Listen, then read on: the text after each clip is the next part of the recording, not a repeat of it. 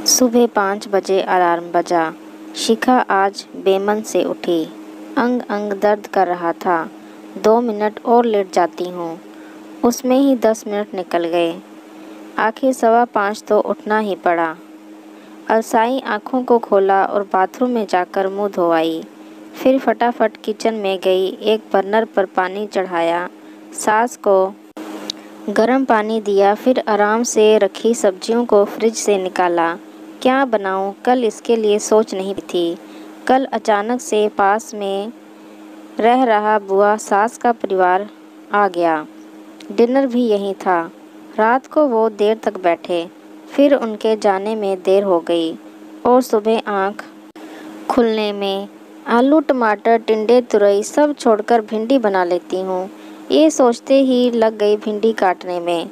सास आराम से गर्म पानी घूंट घूंट कर पी रही थी। मन में तो आया कह दे, माँ जी आप सब्जी काट दें तो मेरी मदद हो जाएगी, पर हिम्मत नहीं हुई। रोज़ सोचती पर कह नहीं पाती। शादी को 10 साल होने को जा रहे हैं, पर आज तक कहने की हिम्मत नहीं जुटा पाई। शिखा के आते ही सास ने किचन से संन्यास ले लिया। फटाफट शिखा ने भिंडी काट कर छौंक दी। इतने में बच्चों को उठाने का वक्त हो गया। एक तरफ सब्जी, दूसरे बर्नर पर चाय, तीसरे पर दूध चढ़ाकर बच्चों को उठाने चल दी। छोटे बच्चों को उठाओ, सहलाओ, लाड़ लड़ाओ, गोदी में बिठाकर पुचकारो, तब जाकर उठते हैं। उसमें भी 10 से 15 मिनट लग जाते हैं। मम्मी आज दूध नहीं पीना, आप पिला दो तो पी लूँगी। मन तो करता है अपने बच्चों को अपने हाथों से खिलाऊं, पर उसी वक्त गैस पर रखी सब्जी हिलानी थी, नहीं तो जल जाती। छोटी अपने आप पियो, मुझे और भी काम है, शिखा ने यूं ही बनावटी गुस्से में कहा। कभी कभी लगता है मैं अपने बच्चों को टाइम नहीं दे पाती। अब क्या करूं? शिखा ने फटाफट पराठे सेके और दोनों बच्चों को तैयार करके टिफ़िन पैक कर दिया। अरे मम्मी पानी की बोतल, हाँ वो तो यही रह गई। हड़बड़ी में शिखा ने वो भी भरी। 2 मिनट भी देर हो जाए तो बस रुकती नहीं है। फिर बच्चों को स्कूटी से इतना दूर छोड़ने जाओ। शिखा चाय। ससुर जी अखबार का पन्ना पलटते हुए बोले, अभी बच्चों को बस स्टॉप पर छोड़कर आती हूँ। जैसे तैसे चाय दी और बैग लेकर दौड़ी। बच्चों को बस में बिठाकर बोझिल कदमों से घर आते हुए पार्क में टहल रही औरतों को देखकर उसका भी मन हुआ कि वो भी सुबह की ताज़ा हवा में टहले। पर अभी उसे विशाल का टिफ़िन पैक करना था, नाश्ता बनाना था। घर आकर उसने रोज़ की तरह सास ससुर पति के लिए नाश्ता बनाया। फिर सारे बिस्तर समेटे, यहाँ वहाँ पड़े कपड़े उठाए, वॉशिंग मशीन में कपड़े लगाए, किचन के दूध दही के बर्तनों को खाली किया। उसने तसल्ली से बैठकर चाय भी नहीं पी कि तभी खबर मिली कि आज मेड नहीं आएगी। उसके पाँव में चोट लगी है। घर का काम निपटाने में वक्त लग गया।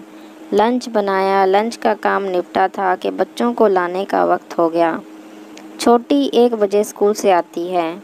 उसे लेकर आई, उसका खाना पीना किया, कपड़े बदले, बड़ी मुश्किल से उसे सुलाया था कि तभी बड़े बेटे को लाने का टाइम हो गया। शिखा का मन कर रहा था कि वो भी एक झपकी ले ले, पर फिर स्कूटी स्टार्ट की और बेटे को 3 बजे बस स्टॉप से लेकर आई। दोनों बच्चों के आने का अलग वक्त है।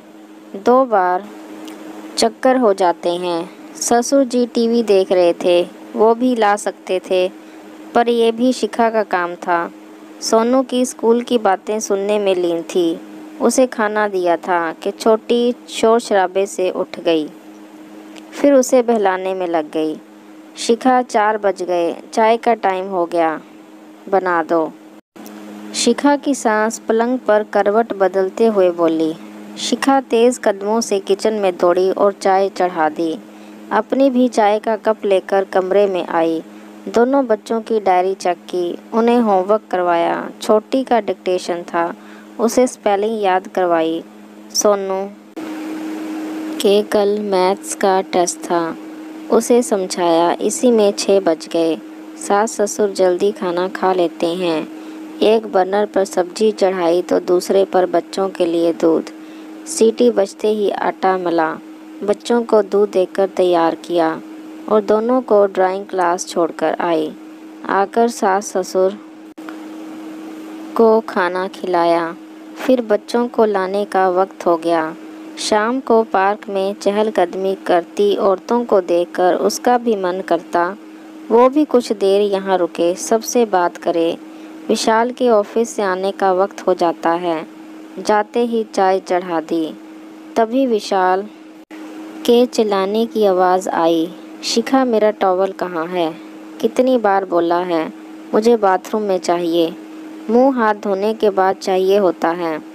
वो मैंने धो दिया था, बाहर सूख रहा है, अभी लाती हूँ। शिखा जैसे ही टॉवल लेकर आई, विशाल के मम्मी पापा कह रहे थे कि पता नहीं सारा दिन करती क्या है, घर में ही तो रहती है। ये सुनकर शिखा कड़वे घूंट पीकर रह गई।